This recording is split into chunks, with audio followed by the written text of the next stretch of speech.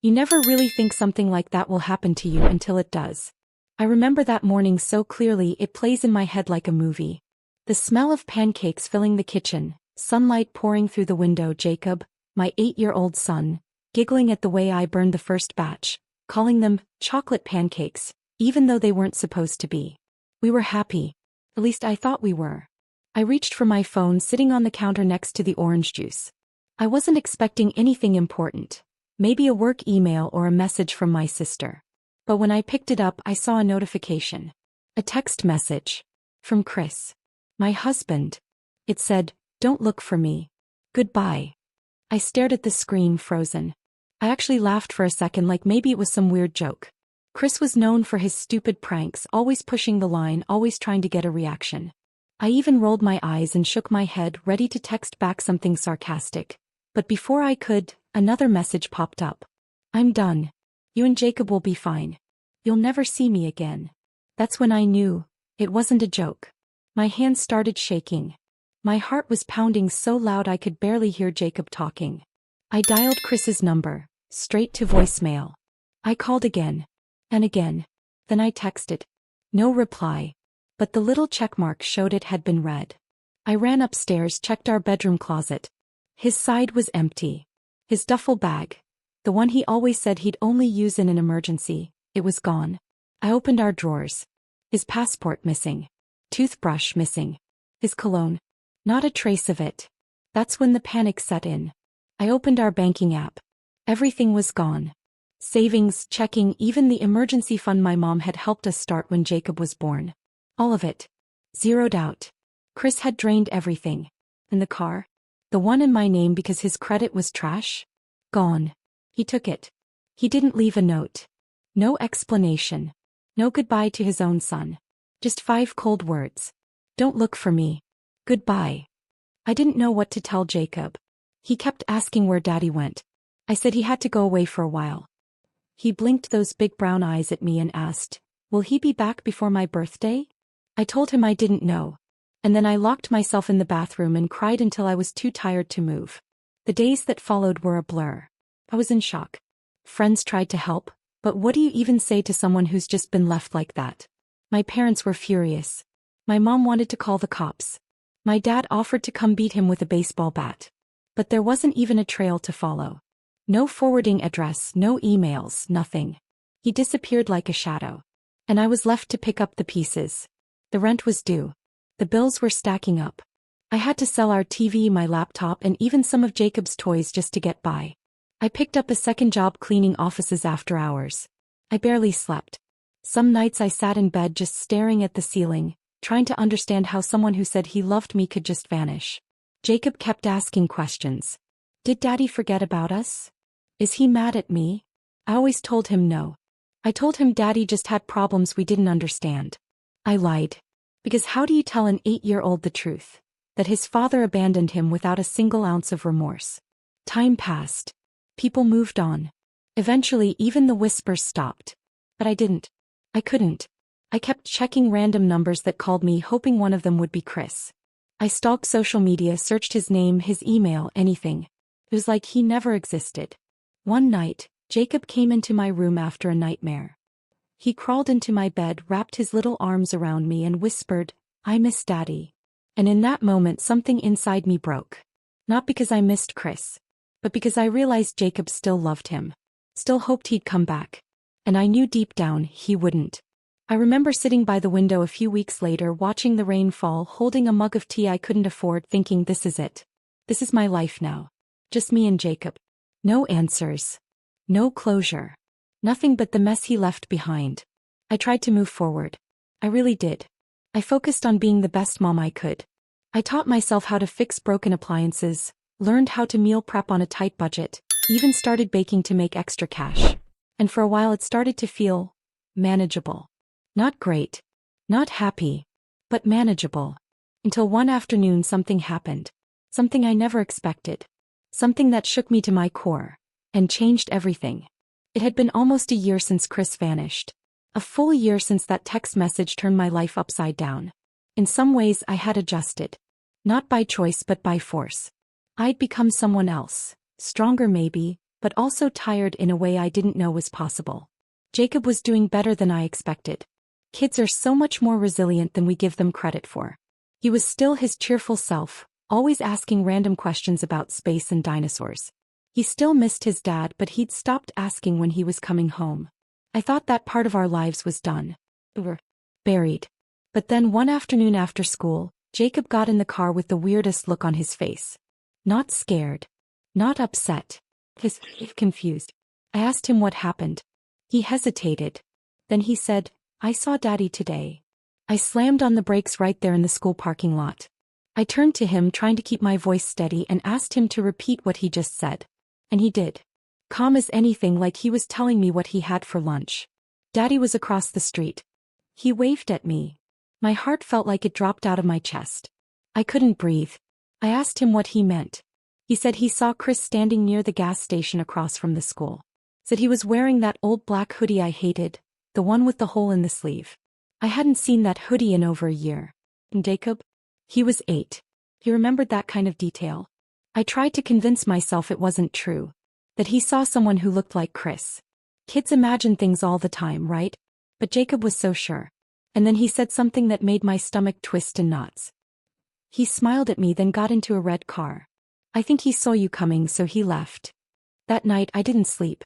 I sat in the living room with the lights off, staring at the door. Every creak in the house made me jump. My hands were shaking. I couldn't stop thinking, why would he come back? Why no? The next morning I checked our mailbox. There was a plain white envelope. No stamp. No return address. Just my name written in thick black ink. I opened it, and inside was a photo. Chris, sitting in a cafe. Smiling. Clear as day. Wearing that hoodie. My hands started to tremble. On the back of the photo was a message, scribbled in tiny, jagged letters. "He's closer than you think." I dropped it. I actually dropped the photo right there on the porch. I felt sick. Angry. Feared. This wasn't just a memory coming back to haunt me. This was real. He was here. Somewhere nearby. Watching. And not just me, Jacob too. I wanted to scream. I wanted to call him, curse him out, demand answers. But I didn't have his number. His email didn't work. I had no way to reach him. So instead I called a friend of mine, Nina. Her cousin was a private investigator. It took everything in me to make that call, to actually admit that I needed help, that I couldn't protect my son alone. The investigator was quiet. Serious. Asked a lot of questions. He told me if Chris was nearby and if he was reckless enough to get close, he'd find him. For the next 2 weeks I lived on edge. Every time I dropped Jacob off at school, I scanned the streets. Every red car. Every man in a hoodie. I even started keeping a bat in my trunk. Then one evening, just as I was closing the bakery I'd started working at, I got a call from the investigator.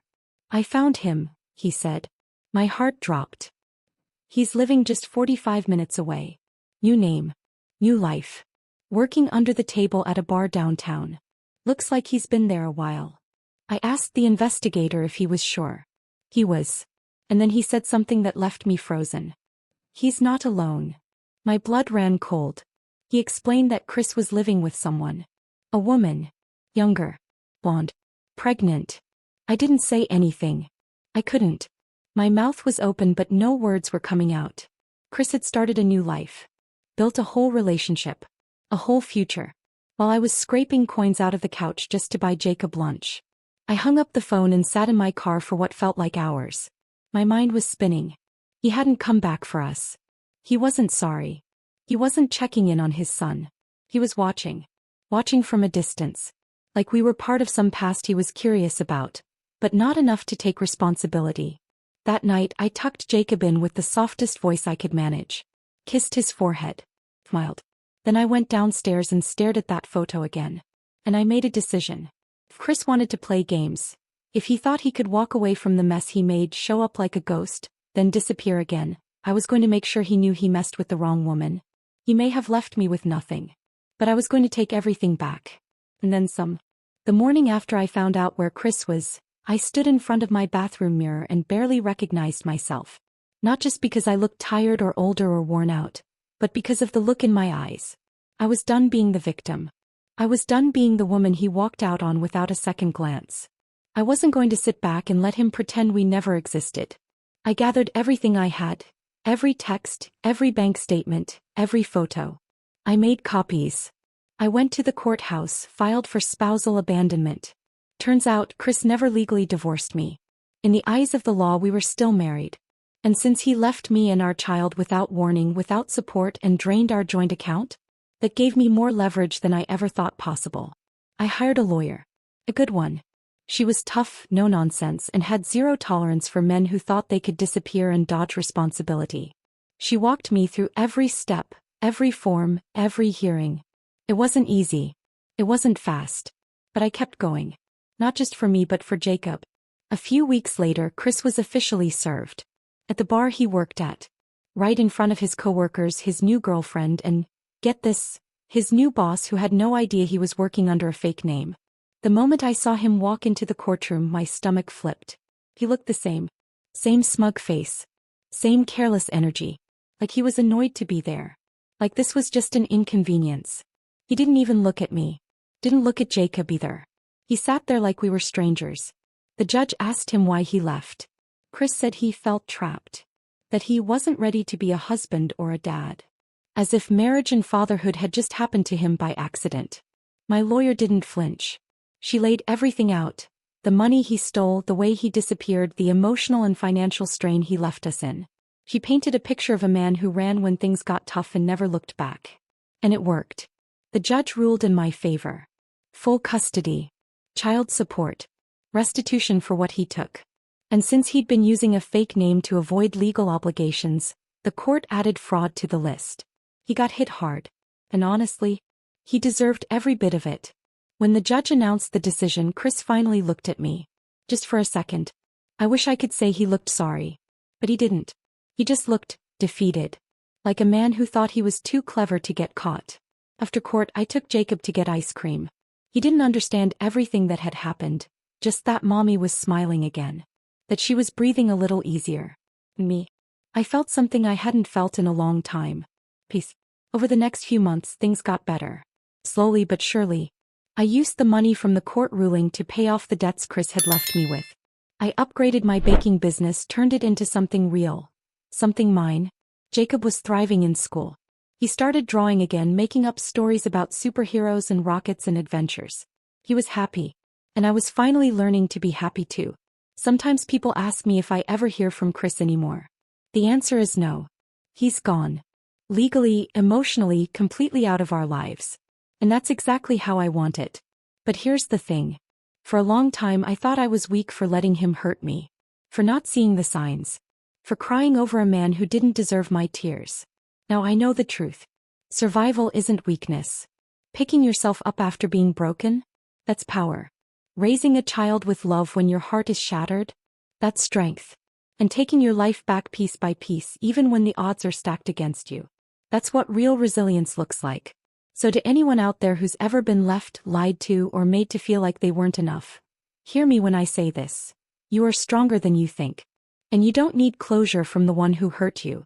Sometimes, the best closure is building a life so beautiful they wouldn't even recognize you in it. If my story touched you, inspired you, or just reminded you that you're not alone, do me a favor, hit that subscribe button. There's so much more I want to share with you. Real stories. Raw truths. And maybe, just maybe, the strength you need to hear exactly when you need it most. Thanks for listening. And remember, sometimes the comeback is louder than the betrayal ever was.